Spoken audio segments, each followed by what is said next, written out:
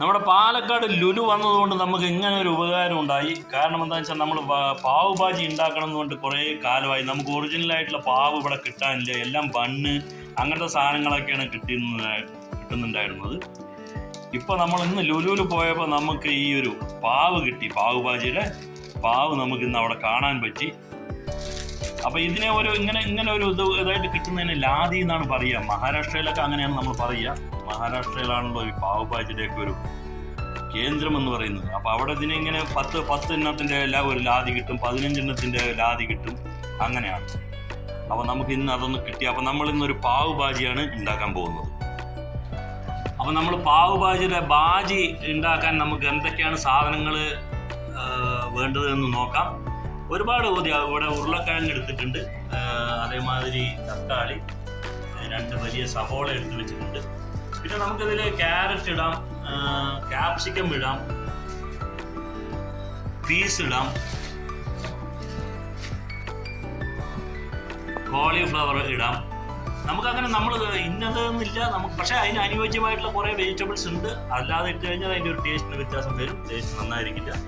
ഇപ്പം നമ്മൾ എടുക്കാൻ പോകുന്നത് എന്തായാലും ഉരുളക്കിഴങ്ങ്, തക്കാളി, ഉള്ളി, ക്യാപ്സിക്കം, പച്ചപ്പട്ടാണി അതായത് പീസ്, ക്യാരറ്റ്, കോളിഫ്ലവർ, ഇതൊക്കെയാണ്.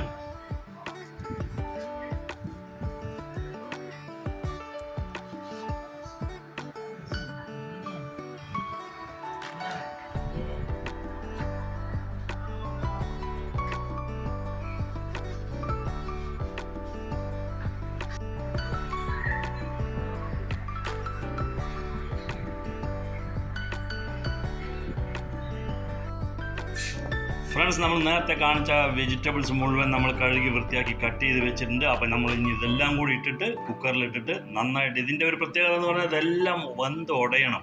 അപ്പം നമ്മളൊരു കുക്കറിലേക്ക് തന്നെ ഇതെല്ലാം ഇടാൻ പോവുകയാണ്. മല്ലിയില ഇടുന്നില്ല, തക്കാളിയും അതേമാതിരി കട്ട് ചെയ്തിട്ടാണ് നമ്മൾ ഇടുക. അതേമാതിരി ഉള്ളിയും ഇപ്പോൾ ഇടുന്നില്ല. ബാക്കിയുള്ള സാധനങ്ങളെല്ലാം കൂടെ ഒരു കുക്കറിലിട്ടിട്ട് നന്നായിട്ട് വേവിക്കാൻ പോവുകയാണ്. നമ്മൾ ഉരുളക്കിഴങ്ങ് ഇടുന്നുണ്ട്, ക്യാരറ്റ്, അപ്പോൾ നമ്മളിതിൻ്റെ കൂടെ കാണിക്കാം എന്തൊക്കെയാണെന്ന്. ക്യാപ്സിക്കം ഇടുന്നുണ്ട്, ഉരുളക്കിഴങ്ങ്, ക്യാരറ്റ്, ക്യാപ്സിക്കം,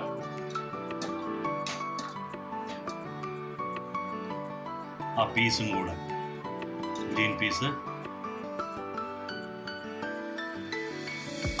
കോളിഫ്ലവർ. ഇനിയുള്ളത് നമുക്ക് തക്കാളി, ഉള്ളി, അതൊക്കെ അവിടെ ഇരിക്കട്ടെ. അത് നമ്മൾ ഇടുമ്പോൾ കാണിച്ചു തരാം. ഇപ്പം ഇതെല്ലാം കൂടി ഇട്ടിട്ടാണ് നമ്മൾ വേവിക്കാൻ പോകുന്നത്. അപ്പം അത് വേവാൻ ആവശ്യമായിട്ടുള്ള വെള്ളം ഒഴിച്ചു കൊടുക്കുന്നുണ്ട്. മഞ്ഞൾപ്പൊടി, ഉപ്പ്,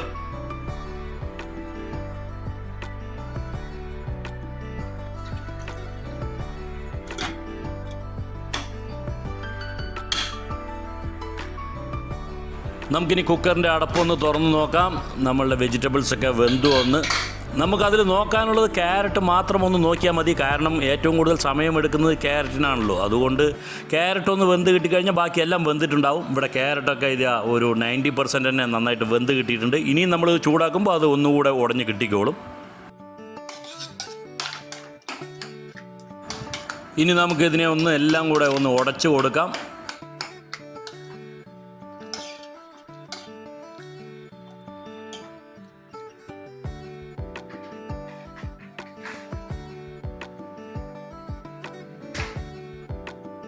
ഫ്രണ്ട്സ്, നമ്മളപ്പോൾ നല്ലൊരു പാൻ വെച്ചിട്ടുണ്ട്. അത് ചൂടായതിനു ശേഷം നമ്മൾ ഇത്തിരി സൺഫ്ലവർ ഓയിലാണ് ഒഴിച്ചു കൊടുക്കുന്നത്.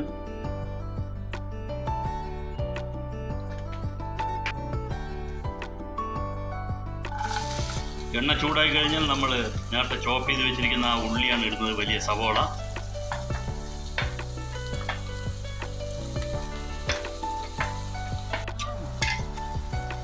സവോള ഒന്ന് നിറം മാറുന്നത് വരെ, ഒരുപാട് അങ്ങോട്ട് വഴന്ന് കിട്ടണ്ട, അതിൻ്റെ നിറം മാറുന്നത് വരെ ഒന്ന് വഴറ്റുക. നമ്മളപ്പോൾ ഇന്ന് എന്തുകൊണ്ട് പാവ് ഭാജി ഉണ്ടാക്കാൻ തുനിഞ്ഞു എന്ന് ചോദിച്ചാൽ, ഇന്നാണ് നമ്മൾക്ക് ഇതിൻ്റെ ഒറിജിനൽ പാവ് കിട്ടിയത്. നമ്മളിതിനു മുമ്പും അന്വേഷിച്ചിട്ടുണ്ട്. അപ്പോൾ നമുക്ക് പാവ് ഭാജി മസാലയൊക്കെ ഇവിടെ സൂപ്പർ മാർക്കറ്റുകളിൽ ലഭ്യമാണ്. പക്ഷേ ഒറിജിനൽ അതിൻ്റെ ശരിയായിട്ടുള്ള പാവ് നമുക്ക് ഇതുവരെയ്ക്കും കിട്ടിയിട്ടില്ല. അപ്പോൾ ഇന്നാണ് അതൊന്ന് തരവായത് ലുലുവിൽ പോയപ്പോൾ. അതുകൊണ്ടാണ് നമ്മൾ ഇന്നൊരു പാവ് ഭാജി ഉണ്ടാക്കാമെന്ന് വെച്ചത്. ഇനി നമുക്ക് ഇഞ്ചി വെള്ളുള്ളി പേസ്റ്റാണ് നമ്മൾ ഇട്ട് കൊടുക്കുന്നത്. ഉള്ളി നമ്മളുടെ ഒരുവിധം നന്നായി വഴന്ന് വന്നിട്ടുണ്ട്. എന്ന് വെച്ചാൽ ഒരുപാട് അങ്ങോട്ട് വഴന്ന് കരിയേണ്ട കാര്യമൊന്നുമില്ല. ഇനി ആ ഇഞ്ചിയുടെയും വെള്ളുള്ളിയും ഒക്കെ ഒന്ന് പേസ്റ്റിൻ്റെ പച്ചമണമൊക്കെ ഒന്ന് മാറണ വരെ ഒന്ന് വഴറ്റി കൊടുക്കുക.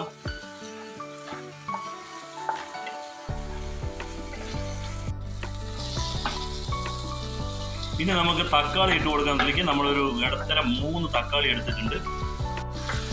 ഈ തക്കാളിയൊക്കെ നല്ലപോലെ ഉടഞ്ഞ് വെന്ത് അതിലേക്ക് ഇഴുകി ചേരണം, എന്നാലേ നമ്മളുടെ ഭാജിക്ക് ടേസ്റ്റ് ഉണ്ടാവുള്ളൂ.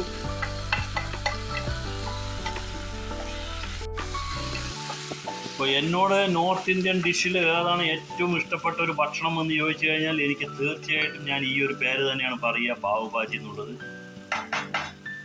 അത്രയ്ക്കും ടേസ്റ്റി ആയിട്ടുള്ളൊരു ഫുഡ് തന്നെയാണ്.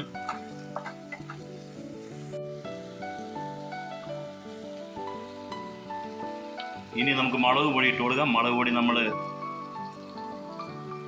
1 ടീസ്പൂൺ ഇട്ടു. ഇനി ഒരു 1/2 ടീസ്പൂൺ കൂടെ ഇടുന്നുണ്ട്.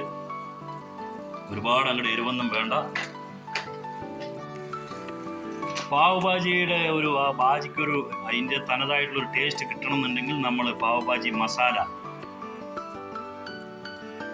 അതുകൂടി ഇട്ടേ പറ്റൂ. അപ്പോൾ അതുകൂടി ഇട്ട് കൊടുക്കുന്നുണ്ട്.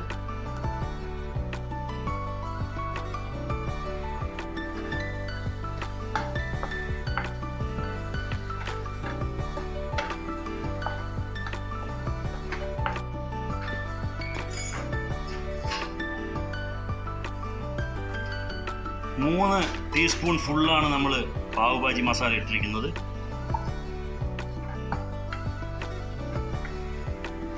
അത് ഓരോ ബ്രാൻഡിനും ഓരോ ക്വാളിറ്റിയിലുള്ളതിന് ഓരോ അളവുകളായിരിക്കും. നല്ല ക്വാളിറ്റി, നല്ല ബ്രാൻഡിൻ്റെ നല്ല ക്വാളിറ്റിയൊക്കെ ആണെങ്കിൽ നമുക്കൊരു 2-3 സ്പൂണൊക്കെ ഇട്ടാൽ മതി, 2 സ്പൂണൊക്കെ ഇട്ടാൽ മതി. അത് ഓരോ ബ്രാൻഡിൻ്റെ അനുസരിച്ചിട്ട് ചിലത് കുറച്ച് ജാസ്തി ഇട്ടാലേ ആ ഒരു ടേസ്റ്റ് കിട്ടുള്ളൂ. ഇനി ഇതിലേക്ക് നമ്മൾ നേരത്തെ വേവിച്ച് ഉടച്ച് വെച്ചിരിക്കുന്ന ആ ഒരു മിക്സഡ് വെജിറ്റബിൾസ് എന്ന് പറഞ്ഞാൽ പീസ്, ഉരുളക്കിഴങ്ങ്, കോളിഫ്ലവർ, ക്യാരറ്റ്, ക്യാപ്സിക്കം ഇതെല്ലാം നമ്മൾ വേവിച്ച് ഉടച്ച് വെച്ചിരിക്കുകയാണ്.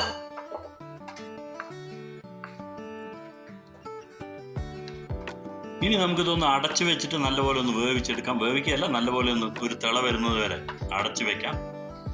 കാരണം ഇപ്പോഴും കുറച്ചൊരു ക്യാരറ്റൊക്കെ ഒന്ന് അങ്ങനെ തന്നെ ചിലതൊക്കെ കിടക്കുന്നുണ്ട്. അപ്പോൾ അത് ഒന്നും കൂടെ വെന്ത് ഉടഞ്ഞോട്ടെ.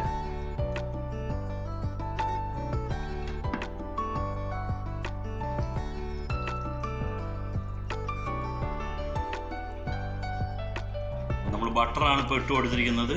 ഇനി ഇതിലേക്ക് നമ്മൾ ചോപ്പ് ചെയ്ത് വെച്ചിരിക്കുന്ന കുറച്ച് സവോളയുണ്ട്, അതുകൂടെ ഇതിൽ പച്ച സവോള വഴറ്റാതെ തന്നെ പച്ച സവോള ചോപ്പ് ചെയ്ത് വെച്ചത് അതുകൂടി ഇട്ട് കൊടുക്കാൻ പോവുകയാണ്. ഇനി കുറച്ച് മല്ലിയില കൂടെ.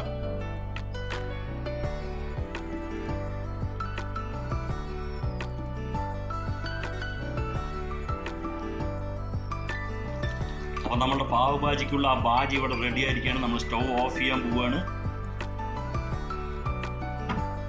സ്റ്റൗ ഓഫ് ചെയ്തു. അപ്പോൾ കുറച്ചുകൂടെ കഴിഞ്ഞ് കഴിഞ്ഞാൽ ഇത് ഒന്നുകൂടെ കുറുകും. അപ്പോൾ കുറച്ചുകൂടെ നല്ലതായിരിക്കും. രുചിയൊക്കെ ഇപ്പം ഞങ്ങൾ നോക്കി, അടിപൊളി ടേസ്റ്റാണ്.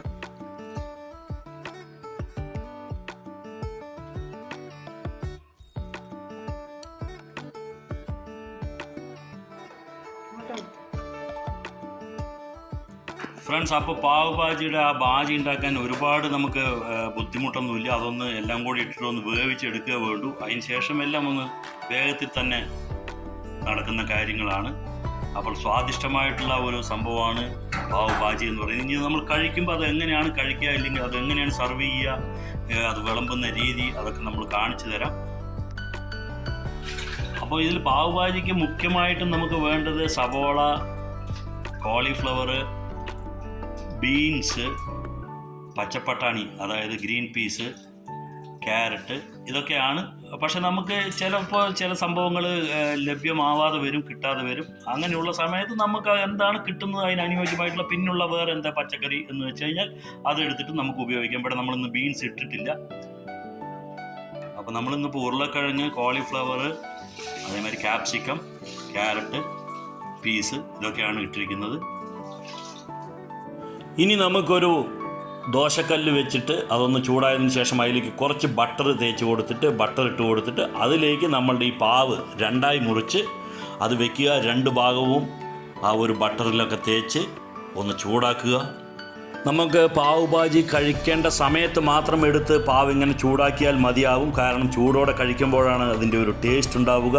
അതുകൊണ്ട് നേരത്തെ തന്നെ എല്ലാം ചൂടാക്കി വയ്ക്കാതിരിക്കുക.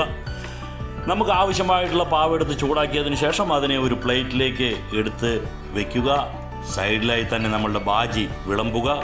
അതിൻ്റെ മുകളിലായി അല്പം സവോള ചെറുതായി അരിഞ്ഞതുകൂടെ ചേർത്ത് കുറച്ച് മല്ലിയിലയും കൂടി ചേർത്താൽ അടിപൊളിയായിരിക്കും. എല്ലാവരും ഒന്ന് ഇങ്ങനെ ഉണ്ടാക്കി നോക്കുക. ഇപ്പോൾ എല്ലാവിടെയും ലഭ്യമാണ് പാവും എല്ലാം, അതേമാതിരി പാവ് ഭാജി മസാല എല്ലാം എല്ലാവിടെയും ലഭ്യമാണ്. അപ്പോൾ നമ്മളുടെ ഇന്നത്തെ ഒരു വീഡിയോ നിങ്ങൾക്ക് ഉപകാരപ്പെട്ടു കാണുമെന്ന് വിചാരിക്കുന്നു. നമ്മളുടെ വീഡിയോ ആദ്യമായിട്ട് കാണുന്നവർ ഈ ചാനലൊന്ന് സബ്സ്ക്രൈബ് ചെയ്യുക. അതേപോലെ എല്ലാവരും ഇതൊന്ന് ലൈക്ക് ചെയ്യുക. എല്ലാവരും ഇതൊന്ന് ഷെയർ ചെയ്ത് മറ്റുള്ളവരിലേക്ക് കൂടെ എത്തിക്കുക. അടുത്ത ഒരു വീഡിയോയുമായിട്ട് വരുന്നതുവരേക്കും ബൈ, എൻജോയ്.